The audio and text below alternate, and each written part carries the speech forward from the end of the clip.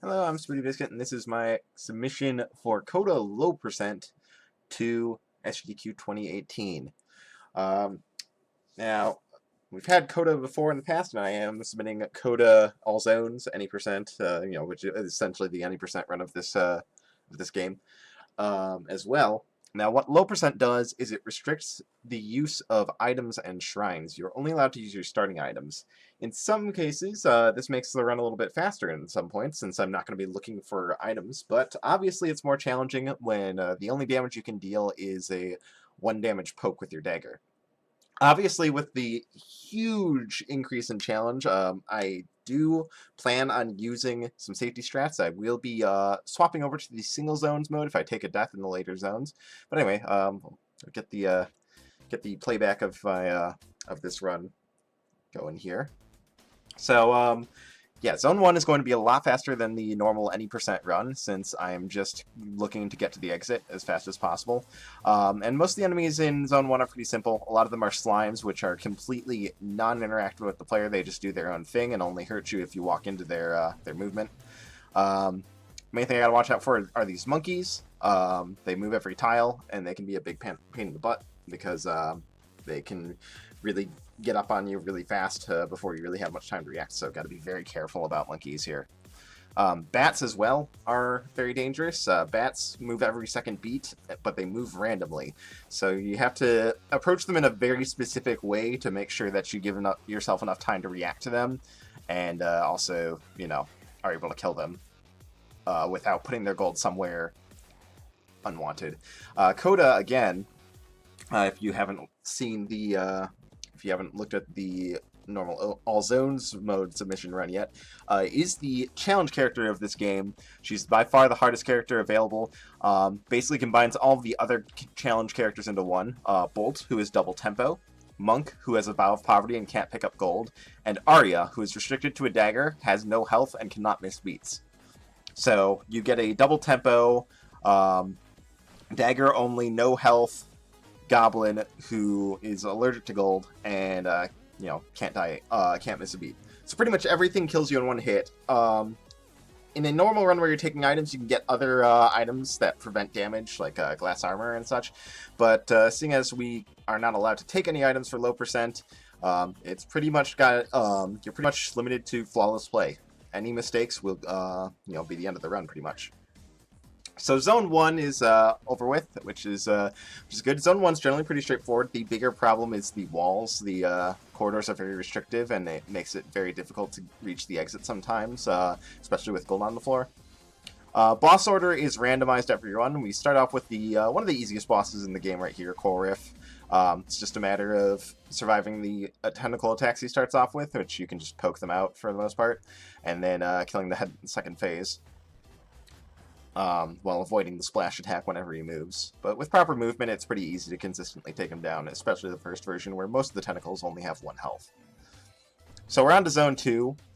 Zone 2 adds a few different kinds of mini-bosses, and you also get some enemies with high health, and like these golems. I actually didn't place all the gold in the greatest position there, so I used that golem to dig through that rock wall for me, since I can't dig through rock walls with the basic shovel. Moles are a really tricky enemy. They can be useful because they destroy gold they walk through, but they can't be attacked while they're underground, so you have to make sure you are on the right parity with them to be able to attack them. Like right there, if I had tried to attack him while he was following me and still underground, that would have counted as a missed beat, since I'm trying to do an action that is invalid, attacking an enemy that can't be attacked.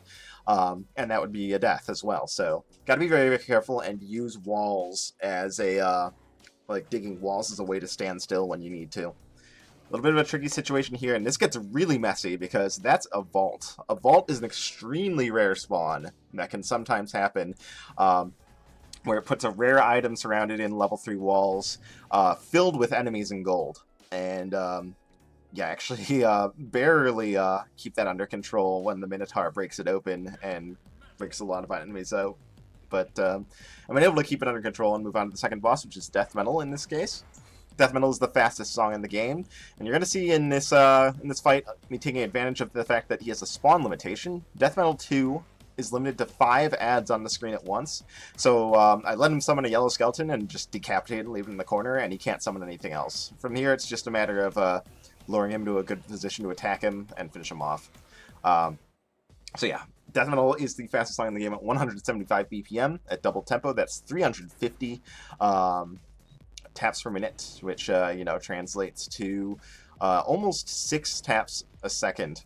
So yeah, it's a pretty hard pace to keep up with, and if you miss a single one of those actions, you're going to that's the end of the run. You're just dying because not allowed to miss beats. So we're on to Zone 3, which is the Fire and Ice zone. It has a pretty substantial step up in difficulty compared to the previous zones. The layouts are very open, leading to a lot of swarming, especially with all the fast enemies in this zone. There's goblins, who are kind of like boos in this game. They chase you when you move away from them and run away from when you move towards them. Again, you got to use take advantage of what we call dig buffering to get that last space taken care of, because when they're 2 spaces away from you, you can't approach them, or they just attack you and you die. So you get them 2 spaces away, and then you dig a wall to get them to just close that final gap and bring themselves within striking distance. Worth noting that while low percent is forbids you from picking up items or using shrines, there's nothing wrong with opening chests. I get that Hellhound stuck behind that purple chest and then open it to bring him into safe attacking range. So yeah, as long as the item stays on the floor, it's still kosher for low percent. So heading down to 3-3. This is one of the faster songs in the game at 155 beats per minute. So yeah, it's a little tricky.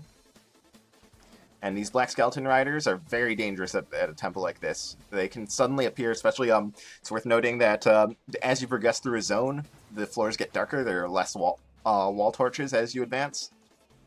And so you can get surprised by enemies jumping out of the dark at you really fast. That happens quite a bit in this 3-3. Like, there's suddenly this shove monster. Shove monsters are non-damage enemies, but they just move you. But they will damage you if they crush you against a wall, and they can also push you onto gold for a kill. So, gotta be really careful about that. Blue dragons are also very dangerous. They fire off a huge conical spray of freezing breath. So it's best to fight them vertically, because if you're horizontal in any capacity, you're likely going to get frozen by them. So Fortissimo 3 is our boss here. Not too hard of a boss, but the ads at the start of the fight can be a little tricky to deal with. Basically, you got to get him to dive off the stage by clearing out his skeleton crowd a little bit, and then kill him when he pops up to attack you when he gets close to range after being underground. It's a little bit of an exploit with Coda to make the additional ads in the final phase not an issue at all. You just clear out the back skeletons like this, and they get stuck behind the crowd, and you can just continuously bait out attacks like that and poke them down gradually. So now we're on to Zone 4, and Zone 4 is the hardest part of the run.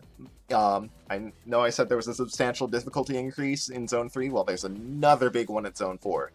All the enemies are very technical, very difficult to read.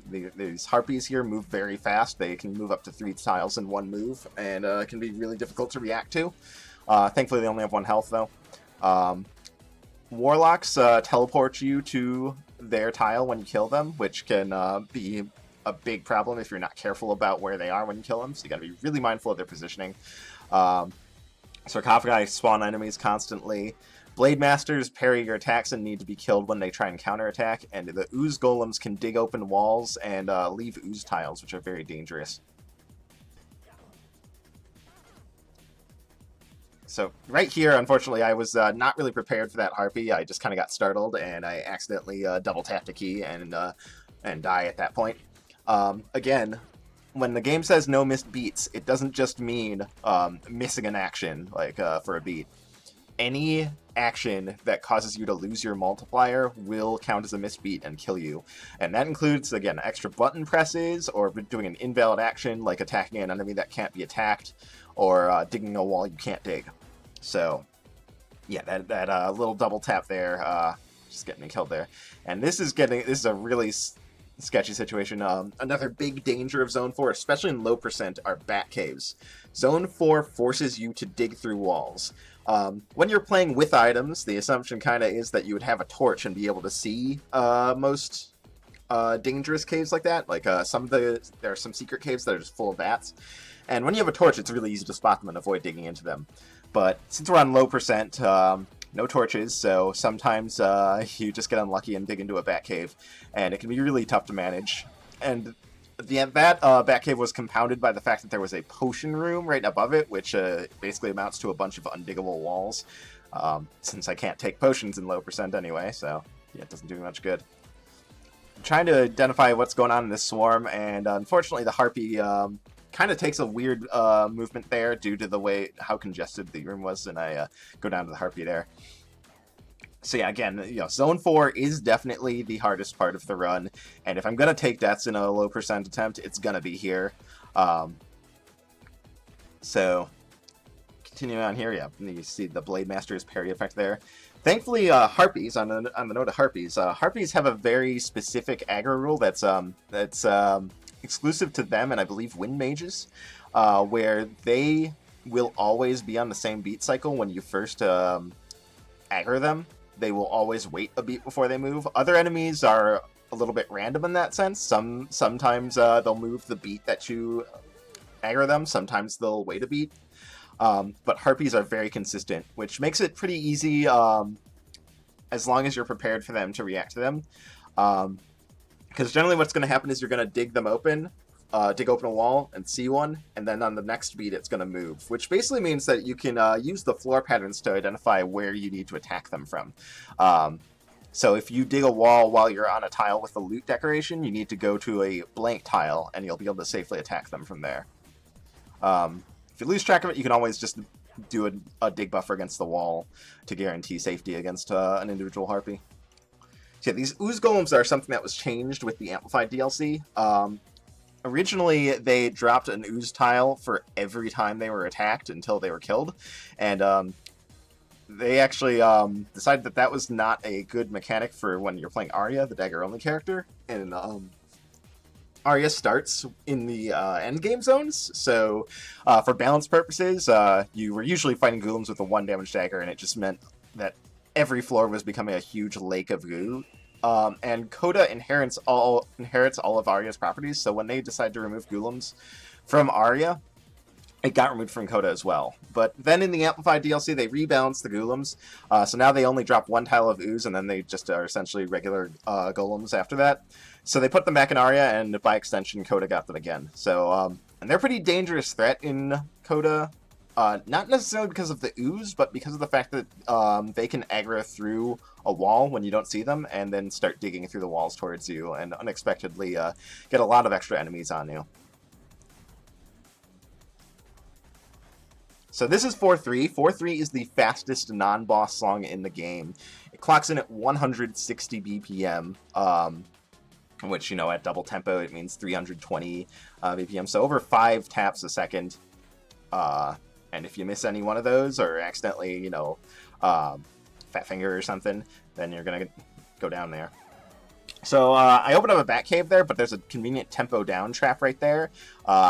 So I use that to make their random movement a little more predictable to react to, and clear out the bats and get into the exit room. And here I take advantage of a bug here. If a tempo trap is activated and then destroyed in any way while it's still active, it will never deactivate. So that makes the rest of this 4-3 considerably easier. I believe tempo down traps drop the tempo of the song by about like 15% or so. So quite a bit easier to react there and close out that 4-3. So we've got Coral Riff again here. Yeah, unfortunately, since I've switched to single zones mode, as kind of the marathon safety save, we are going to see some repeats of bosses from the initial run. Now, in Coral Rift 4 and 5, all of the tentacles have 2 HP, and that makes it a little harder to deal with, since you can't clear out all the tentacles in Phase 1. So I kind of am forced to run around laps here to try and get all the tentacles lined up, and then take them down with a throw. Pretty tight on movement there. A little bit running a little bit low on free territory to move in, but get it under control. And yeah, from here it's just a matter of poking the head down. A little bit of a mistake here. I could have saved a little time by using the bomb here. while you aren't allowed to pick up additional items in low percent, you are allowed to use your starting bomb. So the bomb deals 4 damage, so would have killed the head a little bit more quickly. So now we're into Zone 5, and Zone 5 is the new content with the Amplified DLC. So something that was not seen in the previous Coda run at all. But it is arguably substantially easier than Zone 4. If only because you get access to this wire.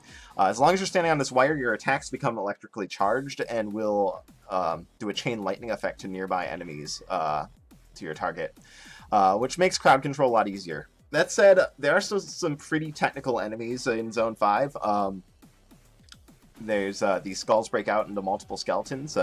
You're gonna be your primary target for electrical attacks because lets you pretty easily follow up after breaking the skull with an electrical attack to clear out the skeletons. Gotta watch out for these mages. These mages can fire a electrical attack that moves once every beat and can be really hard to deal with. And these evil eyes sit still, but will charge at you if you get within a 3-tile range of them. So you gotta be looking a little bit of a distance away from yourself to be prepared to handle them. So 5-3 here is another very fast song, 155 BPM, just a little bit slower than 4-3. And these gold electric mages are really tricky to deal with. 3 HP is really hard to deal with on low percent, along with their ranged attack. These metronomes are really hard to read on Coda at double tempo. They basically move every 3 beats and then stop to do an AoE attack around themselves. And it can be pretty hard to read the distance. Unfortunately there, I get a little bit nervous because the metronomes are really hard to read accurately. I kind of fat finger there. Yeah, take a death there. And then just take a moment to kind of take a drink of water right there and kind of unnerve myself, but get right back into it. And yes, so Zone 5 layouts are pretty straightforward. It's a giant hallway and bunch of unnecessary rooms, and then one exit room that's much bigger. So if you look for context clues, you can generally figure out where the bigger exit room's going to be, and avoid opening extra rooms. That said, if you only have level 1 dig, like if you only have a base shovel, the walls regrow in Zone 5 after you dig them, and that can be actually really useful. That's to our benefit here, because if I'm unsure about which room is the exit room, I can always just, instead of opening the door, I can dig a wall next to the room and see if it's the exit room, and if it isn't, then the wall will just reseal itself, and that's just fine.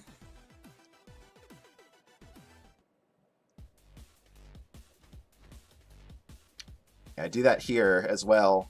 With 5-3's high tempo, I want to make sure there's a huge swarm of enemies waiting just outside the starting door.